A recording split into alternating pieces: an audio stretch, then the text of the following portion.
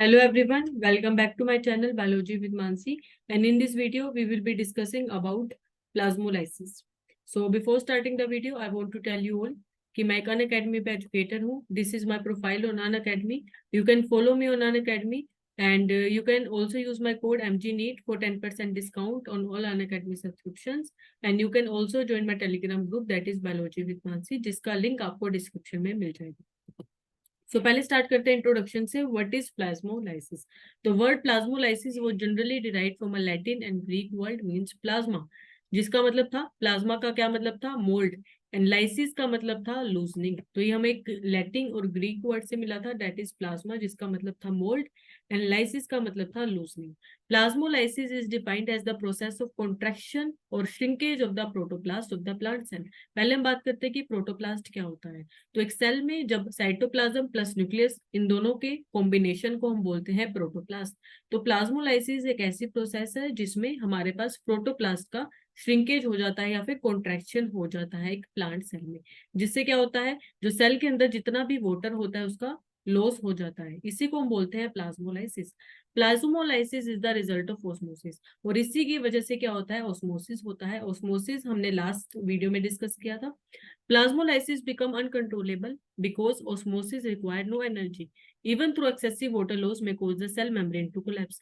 तो हमारा जो प्लाज्मोलाइसिस होता है वो अनकंट्रोलेबल होता है, कंट्रोल में नहीं आता, क्योंकि जो ऑस्मोसिस होता है उसको एनर्जी नहीं चाहिए. It is not a energy dependent process. इसीलिए कभी कभी प्लाज्मोलाइसिस हमारा अनकंट्रोलेबल हो जाता है, जिससे क्या होता है, सेल मेम्ब्रेन से एक्सेसिव वाटर लॉस हो जाता है, सेल से बहुत ज्यादा वाटर लॉस हो जाता है, जिससे हमारी जो सेल मेम्ब्रेन है पूरी कोलैप्स हो जाती है, क्योंकि हमारे ऑस्मोसिस को कोई एनर्जी नहीं चाहिए. इसीलिए प्लाज्मोलाइसिस हमारी अनकंट्रोलेबल हो जाती है. अब हम बात करते हैं टाइप्स ऑफ प्लाज्मोलाइसिस. पहला है concave plasmolysis. During the concave plasmolysis both the cell membrane and protoplast shrink. इसमें क्या होता है, सेल मेम्ब्रेन और प्रोटोप्लास्ट दोनों हमारे श्रिंक हो जाते हैं and became to detach from the cell wall, और जो हमारी सेल वॉल होती है उससे डिटैच हो जाते हैं due to loss of water. इसमें क्या होता है, लॉस का वाटर का लॉस हो जाता है, जिससे हमारी सेल मेम्ब्रेन या फिर जो हमारा प्रोटोप्लास्ट है वो श्रिंक अवे हो जाता है. जो सेल बनता है उसके बाद उसको हम क्या बोलते हैं, प्लाज्मोलाइज्ड सेल बोलते हैं. ये कब होता है, जब हमारा सेल एक हाइपरटोनिक सोल्यूशन में प्रेजेंट होता है. अब हम बात करते हैं हाइपरटोनिक सोल्यूशन की. तो ये वो सोल्यूशन है जिनके पास क्या है, सोल्यूट की कंसेंट्रेशन बहुत ज्यादा है as compared to cell. Cell में सोल्यूट कंसेंट्रेशन कम होगी और इन सोल्यूशन में हमारी सोल्यूट की कंसेंट्रेशन बहुत ज्यादा होगी. For example this is a solution, this is a solution. इसके पास क्या है, इसके पास सोल्यूट बहुत ज्यादा है. सोल्यूट ज्यादा है मतलब क्या होगा, वाटर कम होगा. सोल्यूट ज्यादा है मतलब वाटर कम होगा. और यहाँ पे हमारा एक सेल रखा हुआ है. इस सेल में क्या है, इस सेल में सोल्यूट कम है, वाटर ज्यादा है, वाटर ज्यादा है. तो हमारे पास एक ऐसा सोल्यूशन जिसमें सोल्यूट की कंसंट्रेशन बहुत ज्यादा है, वाटर की कंसंट्रेशन कम है.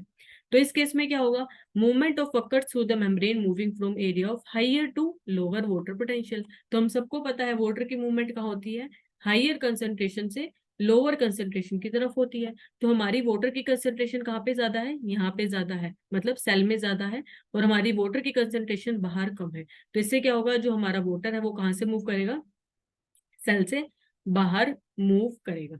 सो हम देख सकते हैं इस इमेज में, movement of occurs through the membrane moving from higher concentration to lower water potential. तो हमारा जो वाटर है वो यहाँ से यहाँ पे मूव करेगा, अंदर से बाहर की तरफ आएगा. यहाँ पे भी हम देख सकते हैं प्लांट सेल में हमारा वाटर अंदर से बाहर की तरफ मूव करेगा, जिससे क्या आएगा, वाटर का लॉस होगा, वाटर लॉस होगा. और जब ये सेल वाटर लॉस कर देगा उस सेल को हम क्या बोलेंगे, प्लाज्मोलाइज्ड सेल. तो ये बात की है हमने हाइपरटोनिक सोल्यूशन की. ऐसे हम इसमें देख सकते हैं, this is a normal cell. इसके पास एक सेल वॉल है. ये सेल क्या करेगा, कॉन्ट्रैक्शन शो करेगा, जिससे क्या होगा, इसके अंदर एक वाटर लॉस होगा, यहाँ से वाटर लॉस होगा, और जिससे क्या होगा, हमारे पास एक प्लाज्मोलाइज्ड सेल बन जाएगा, मतलब इसने अपना सारा वाटर लॉस कर दिया. सेकेंड हम बात करते हैं concave plasmolysis can be reversed by placing in the cell of hypotonic solution. और इसी प्रोसेस को हम रिवर्स भी कर सकते हैं अगर इसको हम हाइपोटोनिक सोल्यूशन में प्लेस कर दें. अभी हम बात करते हैं हाइपोटोनिक सोल्यूशन की. हाइपोटोनिक सॉल्यूशंस वो होते हैं जिनके पास सोल्यूट की कंसंट्रेशन कम होती है एज कम्पेयर टू सेल. इसका क्या मतलब है, ये मेरे पास एक सोल्यूशन है, ये मेरे पास एक सोल्यूशन है, और इसमें मेरे पास सेल है, दिस इज अ सेल. तो इसमें क्या होगा, इसमें लोअर कंसंट्रेशन होगी सोल्यूट की. यहाँ पे सोल्यूट कम होगा। हाइपरटोनिक में सोल्यूट यहाँ पे ज्यादा था, बट यहाँ पे सोल्यूट कम होगा, और सेल में सोल्यूट ज्यादा होगा। यहाँ पे सोल्यूट कम है तो यहाँ पे वाटर ज्यादा होगा। तो वाटर कहाँ से मूव करेगा? बाहर से अंदर की तरफ मूव करेगा। तो water will move from environment into the cell, cell के अंदर आएगा। जिससे क्या होएगा, जब वाटर अंदर की तरफ आएगा सेल में, तो सेल हमारा स्वेल हो जाएगा, फूल जाएगा। तो cell it will be swell.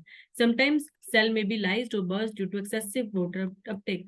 और कभी कभी क्या होता है, सेल इतना ज्यादा वाटर ले लेता है कि ये बर्स्ट आउट हो जाता है, बर्स्ट आउट हो जाता है, क्योंकि ये कभी कभी बहुत ज्यादा वाटर ले लेता है। Cell will be called as turgid cell. जैसे हमने हाइपरटोनिक सॉल्यूशन में बोला था कि हमारा सेल प्लाज्मोलाइज्ड सेल बन गया, ऐसे ही हाइपोटोनिक में हम क्या बोलते हैं, हमारा सेल टर्जिड सेल बन गया। इस इमेज में देख सकते हैं हम हाइपोटोनिक सॉल्यूशन में वाटर हमारा अंदर की तरफ मूव कर रहा है from higher concentration to lower potential, और हमारा जो सेल है ये स्वलन हो गया, क्योंकि इसने बहुत ज्यादा वाटर ले लिया। अब हम बात करते हैं नेक्स्ट। इस इमेज में भी हम देख सकते हैं हाइपोटोनिक सॉल्यूशन में यहाँ पे हायर कंसंट्रेशन से लोअर कंसंट्रेशन की तरफ मूव करा, वाटर हमारा अंदर चला गया आरबीसीज में, जिससे क्या हुआ, सेल स्वेल हो गया और बर्स्ट आउट हो गया। ऐसे ही प्लांट सेल में जब प्लांट सेल हमारा वाटर लेता है from higher concentration to lower concentration, cell हमारा वाटर लेता है, तो हमारा सेल क्या बन जाता है, एक टर्जिड सेल बन जाता है in case of plant cell. अब हम बात करते हैं सेकंड कन्वेक्स प्लाज्मोलाइसिस की। During convex plasmolysis both the cell membrane and protoplast lose so much water they completely detach from cell wall. इस केस में क्या होता है, इसमें सेल मेम्ब्रेन और प्रोटोप्लास्ट इतना ज्यादा वाटर लॉस कर देते हैं कि वो कंप्लीटली सेल वॉल से डिटैच हो जाते हैं, और बाद में क्या होता है, सेल वॉल कोलैप्स हो जाती है और पूरा सेल डिस्ट्रक्ट हो जाता है, क्योंकि इतना ज्यादा उसने सेल वॉल इतना ज्यादा लॉस कर दिया वाटर का कि कंप्लीटली डिअटैच हो गया, और सेल वॉल हमारी कोलैप्स होके सेल का डिस्ट्रक्शन हो गया। कन्वेक्स प्लाज्मोलाइसिस को हम रिवर्स नहीं कर सकते, एक बार सेल डिस्ट्रक्ट हो गया उसको हम रिवर्स नहीं कर सकते। This happens when a plant wilts and dies from lack of water. और ये किस केस में होता है, जब एक प्लांट बिल्कुल सूख जाता है और उसकी वाटर लॉस की वजह से डेथ हो जाती है, उस केस में हम इस प्रोसेस को रिवर्स नहीं कर सकते। This type of plasmolysis is more complicated, और इस टाइप का प्लाज्मोलिसिस काफी ज्यादा कॉम्प्लिकेटेड होता है as compared to concave plasmolysis. Second हम थर्ड हम बात करते हैं आइसोटोनिक सोल्यूशन की। ये वो सोल्यूशन है जिनके पास सोल्यूट की कंसंट्रेशन सेम होती है एज सिमिलर टू सेल। ये हमारे पास एक सोल्यूशन है और ये हमारे पास एक सेल है। तो जितनी कंसंट्रेशन इस सॉल्यूशन में सोल्यूट की होगी, सेम कंसंट्रेशन हमारी सेल में भी होगी। तो इसमें सॉल्यूशन और सेल में सेम कंसंट्रेशन होती है सोल्यूट की। तो अगर हमारे पास सेम कंसंट्रेशन होगी तो वाटर की भी सेम कंसंट्रेशन होगी। यहाँ पे जितना वाटर होगा सोल्यूशन में, उतना ही वाटर हमारा सेल में होगा। तो यहाँ पे कोई मूवमेंट नहीं होगी, there will be no net flow of water from inside to outside, कोई मूवमेंट नहीं होगी, और हमारा जो सेल है वो एक इक्विलिब्रियम में मेंटेन रहेगा। इसीलिए इस टाइप के सेल को हम क्या बोलते हैं, फ्लैसिड सेल बोलते हैं। जब तक इन दोनों के बीच में इक्वल अमाउंट नहीं हो जाती सोल्यूट एंड वाटर की, वो तब तक मूव करेंगे, और जैसे ही दोनों के बीच में इक्वल अमाउंट हो गई सोल्यूट एंड वाटर की, तो वो फर्दर मूवमेंट शो नहीं करेंगे, और इस टाइप के सेल को हम बोलते हैं फ्लैसिड सेल। फॉर एग्जाम्पल इसमें हम देख सकते हैं आइसोटोनिक सोल्यूशन में बाहर भी कंसेंट्रेशन सेम थी वाटर की, अंदर भी सेम थी। तो वाटर तब तक मूव करेंगे बाहर और अंदर जब तक वो इक्विलिब्रियम में मेंटेन नहीं हो जाते। इसमें भी हम देख सकते हैं आइसोटोनिक में, यहाँ पे हमारे पास वाटर है, यहाँ पे सोल्यूट मॉलिक्यूल्स हैं, और ये हमारे पास एक सेल है। तो वाटर जब तक मूव करेगा बाहर और अंदर तब तक, जब तक दोनों के बीच में एक इक्विलिब्रियम सेट नहीं हो जाता। जैसे इक्विलिब्रियम मेंटेन हो जाएगा दोनों के बीच में, तो वो मूवमेंट स्टॉप हो जाएगी। इस टाइप के हम सेल को क्या बोलते हैं, फ्लैसिड सेल बोलते हैं, फ्लैसिड सेल। देख सकते हैं यहाँ पे हम आइसोटोनिक का amount of water transported into the cell equal to amount of water transported out of the cell. जितना वाटर सेल के अंदर जाएगा उतना ही वाटर सेल से बाहर भी निकलेगा, ताकि दोनों के बीच में इक्विलिब्रियम मेंटेन रहे। Solute concentration inside the cell is equal to solute. जितना हमारे पास सेल के अंदर सोल्यूट कंसेंट्रेशन होगी, उतनी ही हमारी सोल्यूशन में सेम कंसेंट्रेशन होगी सोल्यूट की, और तब तक मूवमेंट होगी वाटर की जब तक दोनों के बीच में एक इक्विलिब्रियम सेट नहीं हो जाता। जैसे इक्विलिब्रियम मेंटेन होएगा कोई मूवमेंट नहीं होगी। देख सकते हैं, अब हम कंपैरिजन कर सकते हैं हाइपोटोनिक, आइसोटोनिक एंड हाइपरटोनिक के बीच में। सबसे पहले बात करते हैं हाइपोटोनिक की। हाइपोटोनिक में वाटर अंदर मूव करता है, जिससे क्या होता है, हमारा सेल टर्जिट बन जाता है, cell will become turgid. In case of plant it will become turgid, और एनिमल में लाइज्ड बन जाएगा। हाइपरटोनिक की बात करें तो हमारा सेल से वाटर बाहर निकलेगा।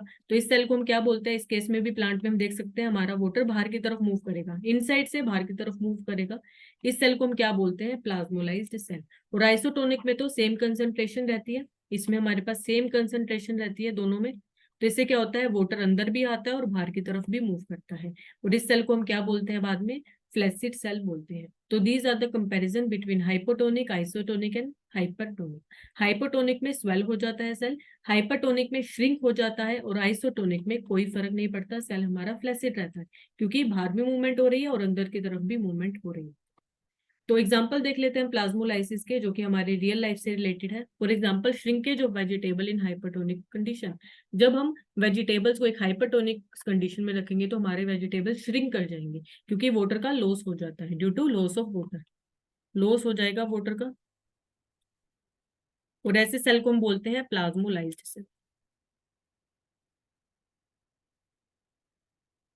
Blood cell shrinks when they are placed in hypertonic solution. Again, अगर ब्लड सेल्स को हम एक हाइपरटोनिक सॉल्यूशन में रखेंगे तो वो श्रिंक कर जाएगा। Again same case, loss of water होगा और प्लाज्मोलाइज्ड सेल बन जाएगा। During extreme coastal flooding, ocean water deposits salts into the land. This is also the example of plasmolysis. Salting of pickles. When more amount of salt is added as a preservative for food like jams, jellies and pickles, the cell lose water due to higher concentration.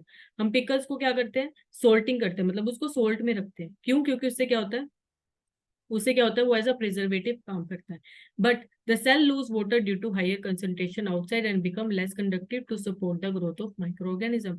क्यों रखते हैं उसको हम ऐसा, क्योंकि उससे क्या होता है, सेल से वाटर लॉस हो जाता है, क्योंकि हायर कंसंट्रेशन हमारी बाहर हो गई, अंदर कम कंसंट्रेशन होगी, तो वाटर क्या करेगा, लॉस करेगा, वाटर श्रिंक होना स्टार्ट कर देगा, जिससे क्या होता है, वो कंडीशन लेस सपोर्टिव होती है for the growth of microbes. वो माइक्रोब्स को ग्रोथ नहीं होने देती, इसीलिए हमारे पिकल्स बहुत टाइम तक रहते हैं।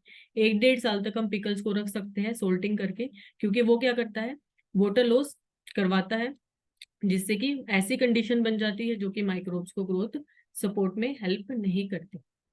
सो आई होप आपको मेरा ये लेक्चर अच्छा लगा होगा। If you like my video, don't forget to like, share and subscribe to my channel. Thank you very much.